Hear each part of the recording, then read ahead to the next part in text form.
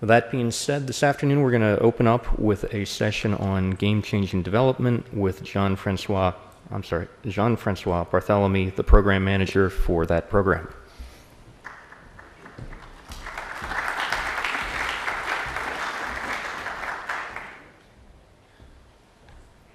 Good afternoon. And first and foremost, thank you for coming back after lunch. I'm really excited to share with you this wonderful opportunity. I want you to walk away from this presentation with essentially 3 lessons. The first one is game-changing development is an opportunity for you all to contribute in technology development at this mid-TRL level, point where we have had a hard time in the past getting sustained funding. I think it's quite exciting. We're going to aim at bringing new capabilities for both science and exploration. I want you to keep in mind that this is really, as Bobby indicated, a competitive process that's open to everybody. That's industry, that's academia, that's folks from different government agencies, including NASA, and we're really looking forward to collaboration between those entities. And then finally, I want to leave you with the impression that we're going to have a fast-paced program, which means that for you, that's going to give you a lot of opportunities to respond to proposal calls and a lot of opportunities to collaborate in the projects. Now with that, and before I get started, I really want to encourage you to come back tomorrow morning. I'll be looking forward to your comments and your inputs because we're still in the formative stage of this program, and your inputs are going to be very important. With that, let's go back to this slide that you all saw a number of times before. And before lunch, we talked about programs that belong to the early stage innovation division. Now we are moving to the mid-TRL level investments, and basically the game-changing technology division will basically start from ideas that are generated from a number of different sources. Some of them will be early stage innovation, but some of them will be programs either within or outside of the agency. And then in rapid order, in a relatively short time, develop those ideas into possible solution to apply to either NASA missions or commercial endeavor.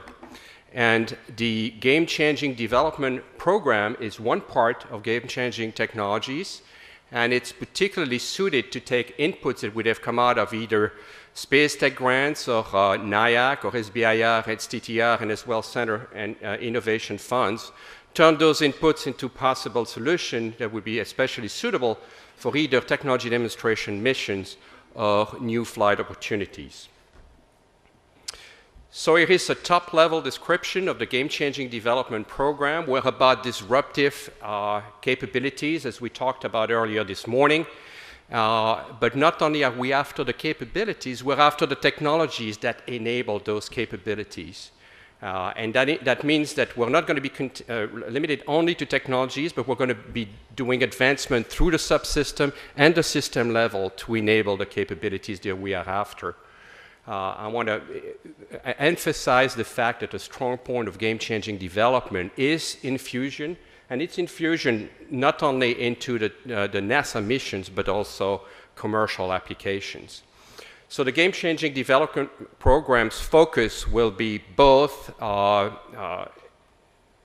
scientific discovery, and it will be exploration, whether it's robotic or human exploration. Project will be focused on capabilities. There will be an important emphasis put on infusion of those capabilities into usage. And for us to be able to manage such a fast-paced project, we're going to work seriously on our project technology management. And in fact, we're going to try and emulate as best as we can the outcomes of the DARPA project technology development. So what does it mean to us? First and foremost, we're going to take we're going to describe the field of application in a fairly broad sense. We're going to be talking about grand challenges, and we'll go back to that in a moment. Second, the projects that we support and the content of those projects will be selected competitively, rather than start with a detailed, laborious WBS of everything that needs to be done to completely map out a technical area and completely cover it. We are going to be focusing on a number of capabilities that respond to those grand challenges. The selection of those projects will be based on peer review panels, although the chief technologist will be the selection official. These will be a project of limited duration, nominally 2 years, with a possibility to extend it to 3 years if the technology is mature to a level 5 or 6. We intend to start with defined start and end, and we intend to regularly review the projects for progress, and it may very well be that after a review at a particular gate, we decide to terminate a particular effort and reserve the resources either to start a new effort or to add on other contribution. The project manager will have full responsibility and authority for the project, and from a project implementation standpoint, will be open to a definition of the project management structure that will vary on a case-by-case basis. We'll take what is best to manage that particular project, and we intend to make those positions of project managers to be temporary, that be associated with the start and completion of a particular project, but will not be enduring beyond that in general. So in terms of what are the topics that will be interested in receiving solicitation against? Well, Bobby talked to you about that. He talked about his grand challenges. Here is an instantiation of those grand challenges. It's the same slide that you saw from him. They are deliberately defined as relatively open-ended to accept contribution from a number of different areas. 3 themes that we're organizing those challenges around. We want first to basically make operations in space and access to space a routine event. Second, we want to start looking at space as part of a natural environment, and we want to manage it as such. And then we'll be looking at a few other far-out categories of topics. We're going to make space access and space operation routine by focusing on achieving fast and economical transportation. And this is access to space as much as transfer in space. We are going to work towards enabling commercial and industrial application and usage of space. We're going to be focusing on spacecraft safety and astronaut health. And we're looking for that communication infrastructure that has the bandwidth and the resilience and the redundancy that permits us to bring about the concept of virtual presence and the concept of virtual exploration. Looking at space as our natural resource, we want to add the capabilities that permit us to gain better knowledge of the climate as well as natural disasters. We want to be able to provide economical energy on demand, whether it's in space or on ground as harvested from space. We want to get a better understanding of our space environment, especially asteroids, as much as we can visit them or we have to avoid collision with them. And also, we want to get good understanding of the space debris environment. And then we want to be able to take advantage of in situ resources, whether for construction of remote bases or whether for development of the fuel that we need to extend our exploration endeavors. And as far as looking in the more distant future, we want to bring about machine intelligence, especially as it permits us to achieve robotic autonomy. We want to further understand the laws of the universe. And then we want to continue on our quest for discovery of other inhabited worlds. So 3 themes about 11, 12 challenges, and yet we don't want to be limited to that. And as Bobby indicated before, we'd like to invite you to tell us what you think are challenges that we should entertain, and we invite you to make your case and convince us as to why that is necessary. So this is very broad, and to give you an example, if we were to focus on enabling in-space a commercial and marketable service, well, one thing we might be interested in bringing about is automated in-space construction and servicing. And I'm giving you 4 cartoons there of applications where this particular capability would come to be particularly important. And so we might be targeting the capability of in-space construction and servicing. And here's a narrative that describes how one could bring about in-space construction and servicing.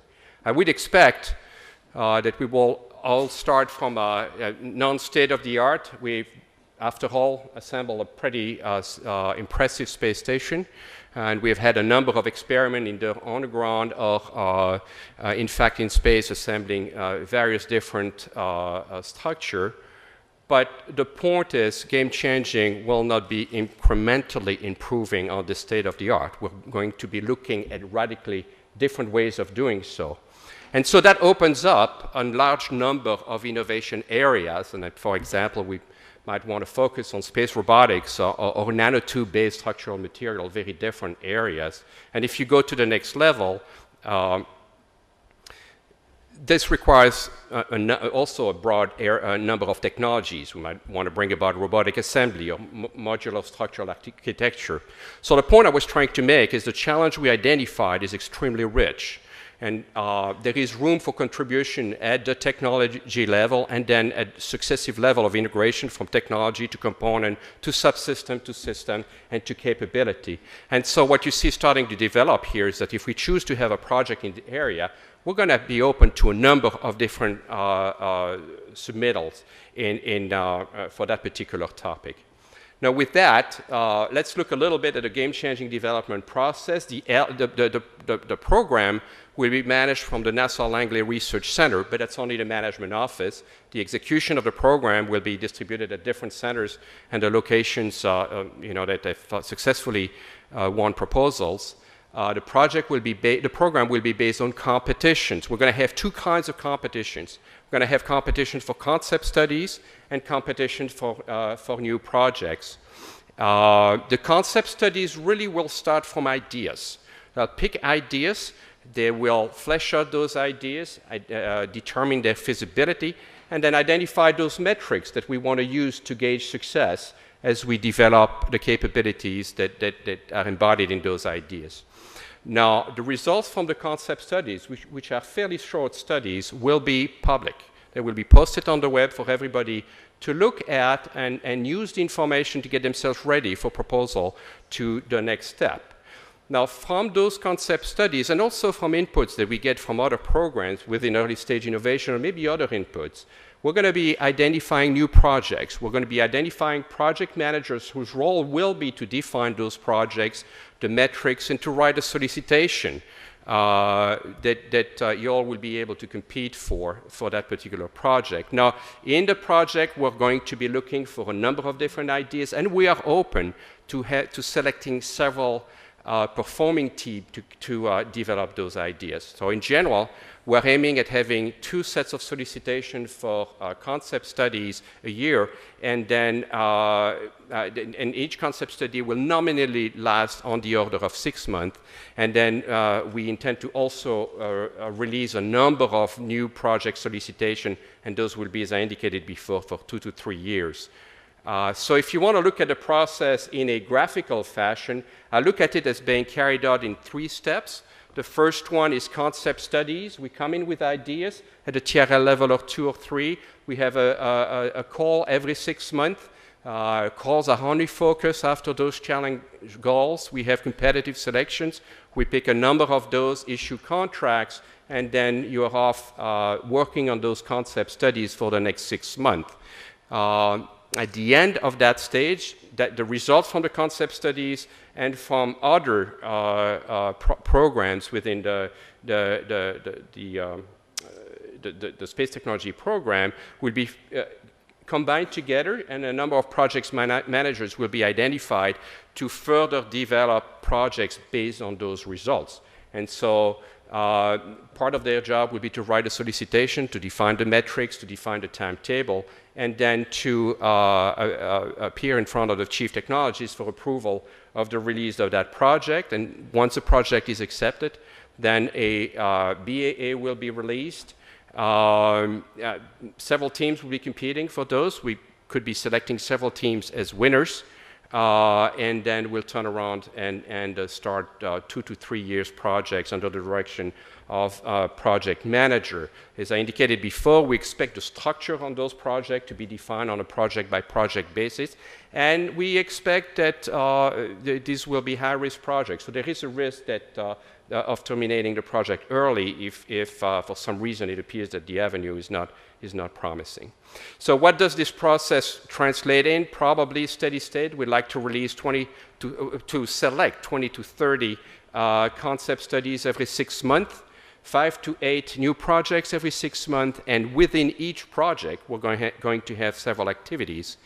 What we're aiming for in fiscal 11, coming up with about 30 concept studies, order of magnitude 300 to 500K per study, and then releasing 5 to 8 new projects. And I don't have a cap on exactly how much a project would be, but nominally, we're looking at projects ranging from small project at about $3 million a year to what we call large project on the order of $12 million a year. And again, each one of those will have several ongoing activities by multiple performing teams. In FY12, when we get to be steady state, we want that to rise to about 40 to 60 new concept studies a year and 10 to 16 new projects a year, which would mean that at any one time in steady state, the program could have ongoing at the same time up to 35 large projects. So what's our timetable? Well, you heard a caveat from Bobby early in the presentation. We are aiming at being ready to release once we get the green light. Once that happens, we would like to invite you to send a notice of intent to propose within 15 days, and then we'd like to get the proposals within 45 days. Our aim is to release the first award within 6 months. So, to summarize, 3 elements.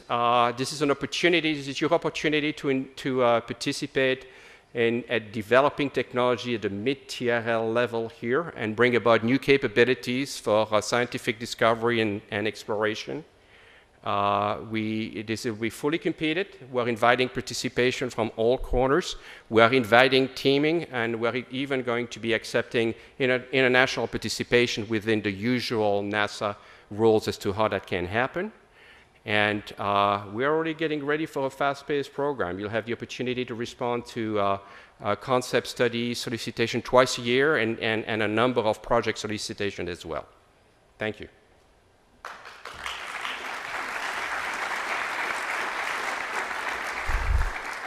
Oops.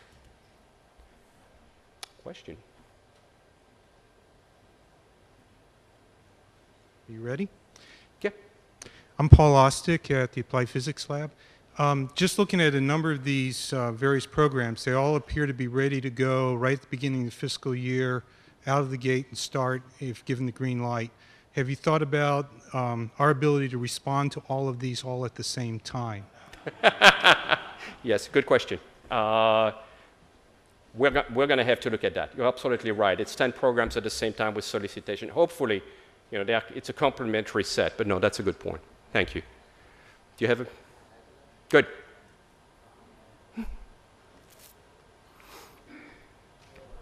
So that's a great comment, and it is something we're factoring into our planning.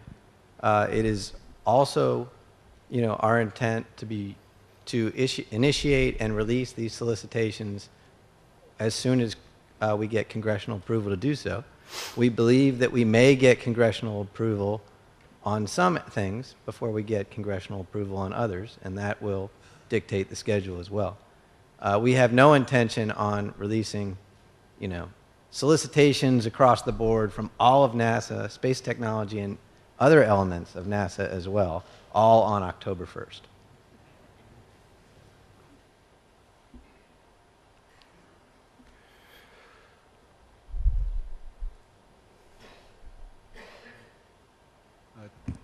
David Goldstein with Lightcraft Technologies. This program seems to overlap with some of the programs we heard before lunch in terms of TRL levels and so on. How do you see them interacting? I can imagine the same set of concepts being proposed to the concept study side of this, as well as NIAC. Do you encourage submittal to multiple places with the similar types of program activities, or is there a way for us to think about where we should fit into depending on what our concept looks like?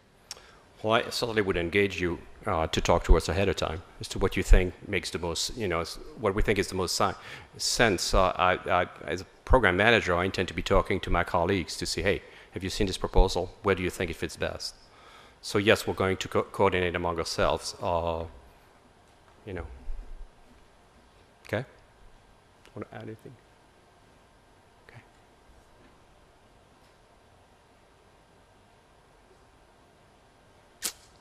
Thank you.